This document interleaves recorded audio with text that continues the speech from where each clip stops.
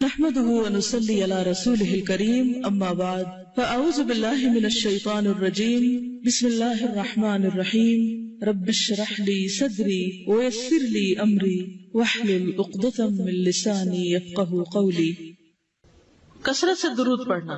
رسول اللہ صلی اللہ علیہ وسلم نے فرمایا جمعہ کے دن اور جمعہ کی رات کو کثرت سے مجھ پر درود پڑھا کرو، بس جو آدمی مجھ پر ایک دفعہ درود بھیجے گا اللہ اس پر 10 رحمتیں نازل کرے گا۔ اللہم صلی علی محمد۔ رسول اللہ صلی اللہ علیہ وسلم نے فرمایا تمہارے افضل دنوں میں سے جمعے کا دن ہے۔ اسی دن آدم علیہ السلام پیدا کیے گئے، اسی دن ان کی روح قبض کی گئی، اسی دن سور پھونکا جائے گا اور اس دن سب لوگ بے ہوش ہوں گے، اس لیے اس دن مجھ پر کثرت سے درود بھیجا کرو کیونکہ تمہارا درود مجھ پر پیش کیا جاتا ہے۔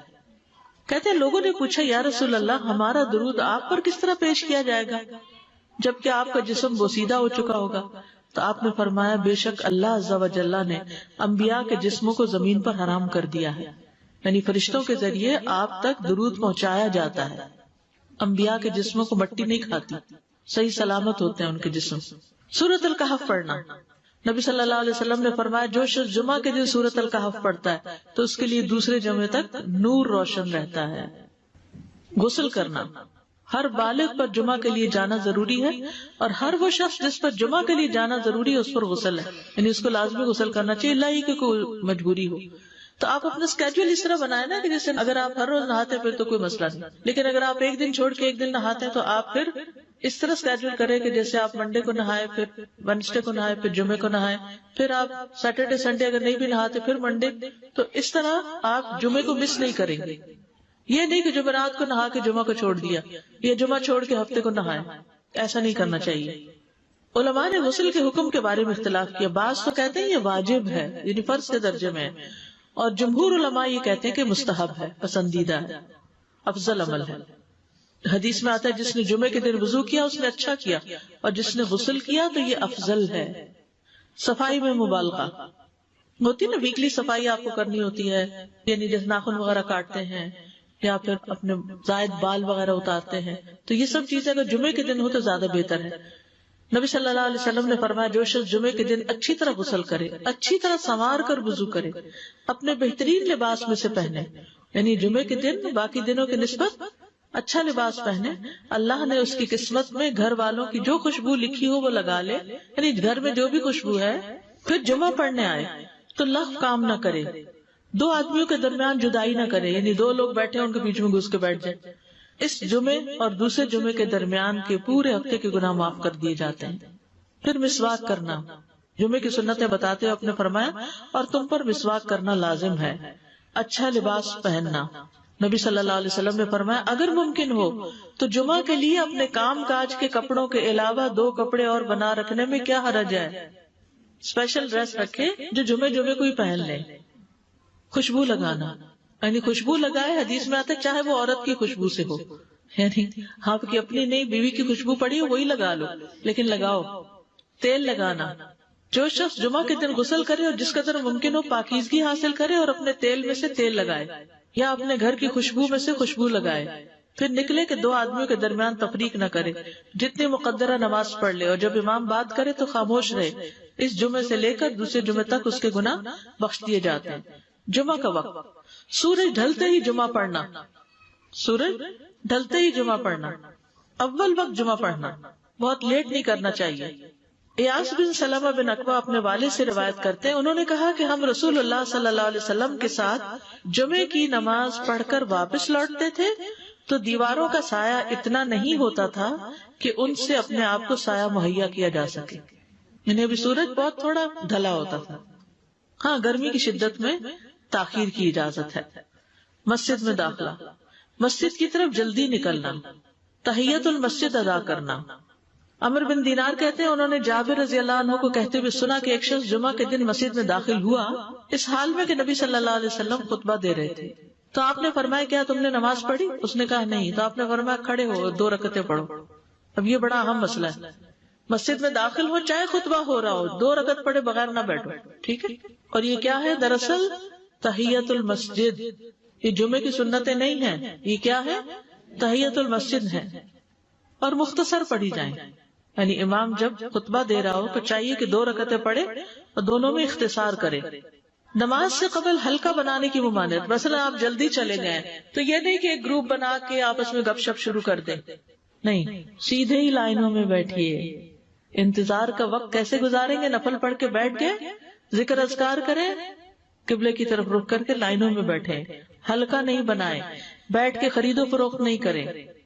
تاخیر سے آنے پہ گردنیں پھلانگ کے نہ آگے جائیں. رسول اللہ صلی اللہ علیہ وسلم نے فرمایا ٹیک لگا کے مت کھاؤ. یہ عام ایک ادب بتایا، یعنی اس طرح ٹیک لگا کے نہیں کھاؤ. کھانے کے وقت سیدھے ہو جاؤ. چھنے ہوئے آٹے کی روٹی نہ کھاؤ، میدا. مسجد میں کوئی جگہ مقرر نہ کرو کہ یہ میری جگہ ہے، آپ کیوں آج یہاں کھڑی ہوگی، کہ تم اسی میں ہی نماز پڑھو. کچھ لوگ ہوتے ہیں نا آ کے مخصوص جگہ ہی پڑھتے ہیں، اگر کوئی اور وہاں ڈسٹرب ہو جاتے ہیں. اور جمعہ کے دن لوگوں کی گردنیں نہ پھلانگو، ورنہ اللہ تمہیں قیامت کے دن لوگوں کے لیے پل بنا دے گا. کیونکہ بہت اذیت کی بات ہے نا، بیٹھے ہیں لوگ باقاعدہ بعض اوقات کندھوں پہ ہاتھ رکھ کے اس کو تنگ کر اس کو تنگ کر. تو یہ نہیں کرنا چاہیے. اگر آپ کو اٹھنا بھی پڑ گیا بیچ میں تو واپسی پہ پیچھے کھڑے ہو جائیے، اگلی لائن مل جائے گی. جی یہ تو بہت ضروری بات آپ نے کی کہ جب لوگ مسجد آئے تو پہلی صف میں بیٹھے، یعنی پہلی چھوڑ کے آخری میں بیٹھ جائیں اور پھر لوگ ان کی گردنیں پلانگتے رہیں، دوسروں کے لیے فتنہ بننا. جابر بن عبداللہ رضی اللہ عنہ سے روایت ہے کہ جمعے کے دن رسول اللہ صلی اللہ علیہ وسلم خطبہ ارشاد فرما رہے تھے کہ ایک آدمی مسجد میں داخل ہوا، وہ قریب آ کر بیٹھنے کے لیے لوگوں کے اوپر سے گزرنے لگا.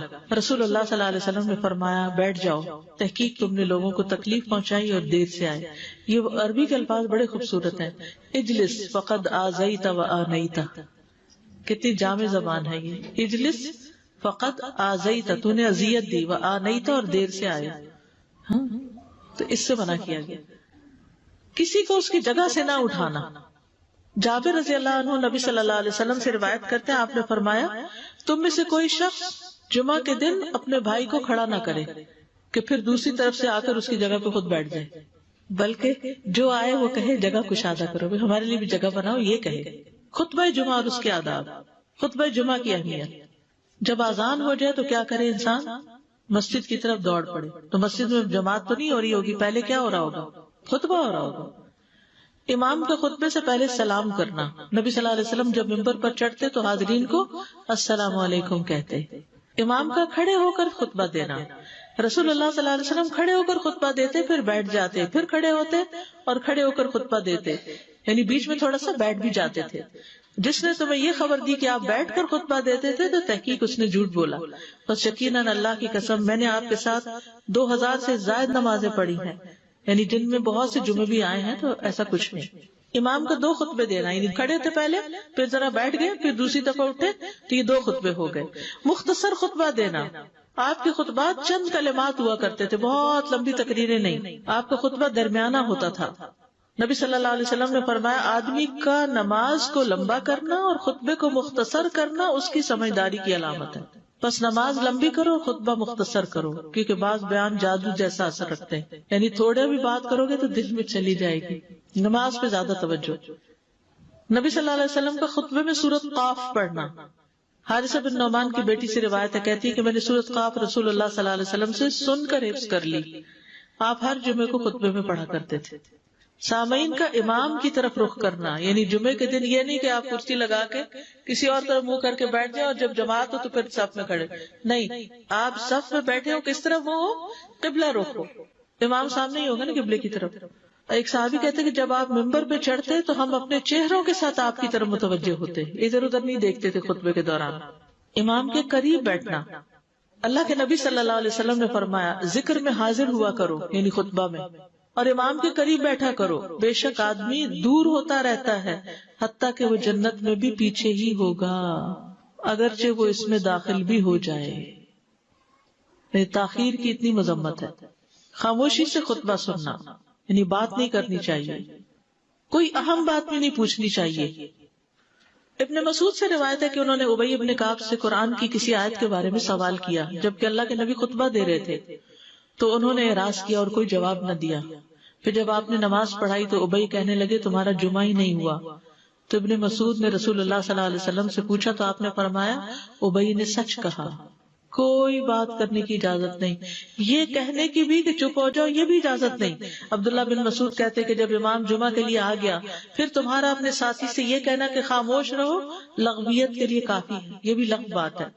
کوئی لغو حرکت نہ کرنا، کنکریوں سے نہ کھیلنا، فون سے نہیں کھیلنا، میسجز چیک نہیں کرنا، انگلیوں میں انگلیاں ڈال کے پٹاخے نہیں بجانا، گوٹ مار کے نہیں بیٹھنا۔ گوٹ مار کے کیسے بیٹھتے ہیں؟ گھٹنے اوپر کر کے اور یوں ایسے گھٹنوں کے گرد ہاتھ ڈال کے۔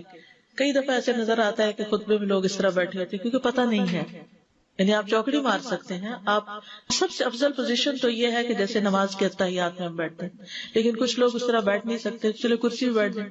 اگر کرسی نہیں ہے نیچے بیٹھے ہیں تو چوکڑی مار کے بیٹھ جائیں، مگر ٹانگیں اس طرح پیٹ کے ساتھ لگا کے گھٹنوں پہ ہاتھ کو بل دے کے اس طرح نہیں بیٹھے۔ اگر مجبوری ہے تو وہ اور بات ہے، لیکن یہ کہ بلا وجہ نہیں کرنا چاہیے کیونکہ ادب کے خلاف ہے۔ اونگ آنے پر جگہ بدلنا، نبی صلی اللہ علیہ وسلم نے فرمایا اگر جمعہ کے دن کسی کو مسجد میں اونگ آنے لگے تو اپنی اس جگہ کو دوسری جگہ سے بدل لے، کہ بعض اوقات ایسا ہوتا ہے نا خطبے کے وقت بڑی سکینت ہوتی ہے اور آخری خطبہ تو آپ نیند میں ہی سنتے ہیں۔ نماز جمعہ کی رکعت 2 رکعت ہے فرض بس، جمعہ کی نماز 2 رکعتیں ہیں اور ان دونوں میں قرات ہوتی ہے۔ نبی صلی اللہ علیہ وسلم جمعے میں سبح اسم ربک الاعلی اور هل اتاک حدیث الغاشیہ پڑھتے۔ کبھی جمعہ اور عید کٹھے ہو جاتے تب بھی دونوں نمازوں میں یہی صورت پڑھتے تھے، ٹھیک ہے۔ اسی طرح صبح کی نماز میں جمعے کے دن الف لام میم التنزیل اور هل اتى علی الانسان کی قرات کرتے اور نماز جمعہ میں سورۃ الجمعہ اور منافقین کی تلاوت کرتے، یعنی یہ بھی ملتا ہے۔ فرض کے بعد 2 رکعت پڑھنا، عبداللہ بن عمر سے روایت ہے انہوں نے رسول اللہ صلی اللہ علیہ وسلم کی نفل نماز کو بیان کیا اور کہا کہ آپ جمعے کے بعد کوئی نفل نماز نہیں پڑھتے تھے حتیٰ کہ واپس تشریف لے جاتے، پھر اپنے گھر میں 2 رکعت پڑھتے تھے۔ اب جو لوگ گھر نہیں جاتے تو پھر وہیں پر وہ پڑھ لیتے ہیں، ورنہ آپ صلی اللہ علیہ وسلم اپنی سنتیں وغیرہ گھر میں پڑھتے تھے۔ اور اسی طرح 4 بھی پڑھی جا سکتی، 2 بھی ہیں 4 بھی ہیں۔ آپ صلی اللہ علیہ وسلم نے فرمایا جب تم میں سے کوئی جمعہ پڑھ چکے تو اس کے بعد 4 رکعتیں پڑھے، یہ آپ کا حکم ہے۔ تو جب آپ کا 2 چیزیں ہوتی ہیں سمجھنے کے لیے، ایک آپ کا فعل ہوتا ہے اور ایک آپ کا حکم ہوتا ہے، تو ہمارے لیے کیا ہے جو آپ کا حکم ہو۔ جمعے کے بعد کوئی اور نماز پڑھنے سے پہلے گفتگو کرنا، یعنی سنت پڑھنے سے پہلے گفتگو کرنا۔ اسما بن مالک سے مرفوعاً روایت ہے کہ جب تم میں سے کوئی آدمی جمعہ کی نماز پڑھے تو اس کے بعد اس وقت تک کوئی نماز ادا نہ کرے جب تک کسی سے کلام نہ کرے یا اس جگہ سے نکل نہ جائے۔ پہلے منع تھا، اب کوئی نہ کوئی بات کر لینی چاہیے۔ نہیں سمجھ آئی؟ یعنی جمعہ پڑھ لیا آپ نے اور پھر کسی سے آپ سلام دعا کر لیں، اس کے بعد سنت پڑھیں یا نفل جو بھی، ٹھیک ہے۔ اور گھر جانا تو گھر جا کے پڑھیں، اور اگر گھر نہیں جانا کام پہ جانا تو ادھر ہی پڑھ کے چلے جائیں۔ کتنا پیارا ہے ہمارا دین کہ اتنا لمبا بھی چپ کا روزہ نہیں رکھوایا۔ بالکل۔ عاصم سے روایت ہے، وہ ابو قلابہ سے نقل کرتے ہیں، میں نے ان کے ساتھ جمعہ کی نماز پڑھی، جب میں نے اپنی نماز پوری کر لی انہوں نے میرے ہاتھ کو پکڑا اور میری جگہ پر کھڑے ہوئے اور مجھے اپنی جگہ پہ کھڑا کیا۔ وہ جو ہم چینج کرتے ہیں نا جگہ، وہ اس کی بات ہو رہی ہے۔ یعنی جمعے کے بعد کوئی اور نماز پڑھنے سے پہلے بات بھی کر لینا، جگہ بھی تبدیل کرنا۔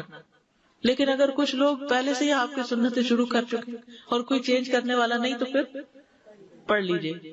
یعنی یہ مستحب اعمال ہے، ان میں ایسا نہیں کہ کوئی گناہ لازم ہو جائے گا، لیکن افضل یہ ہے، افضل سے اجر زیادہ ہو جاتا ہے۔ جمعہ کے دیگر احکام، 1 رکعت پانے پر بھی جمعہ ادا ہو جاتا ہے، یعنی اگر کسی کو رش مل گیا، پارکنگ نہیں ملی اور 1 رکعت میں بھی پہنچ گیا تو جمعہ ہو گیا۔ امام سے دعا کا کہنا، انس کہتے ہیں کہ ایک سال نبی صلی اللہ علیہ وسلم کے عہد